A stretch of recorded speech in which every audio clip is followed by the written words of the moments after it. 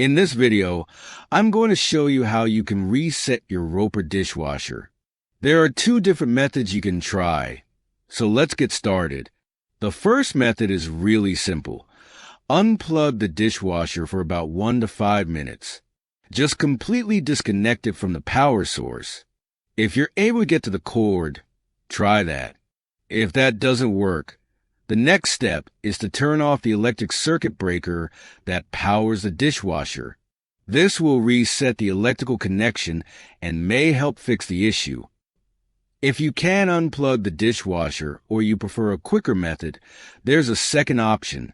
First, turn on your dishwasher, but make sure that no cycle is running.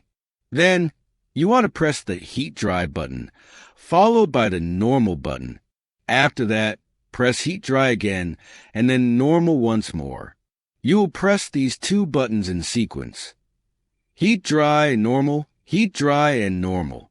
Once you've done this correctly, the control panel should light up and the dishwasher will start resetting. That's it. Your dishwasher should now be reset and ready to go. Let me know in the comments if it worked for you, and feel free to reach out if you have any other questions.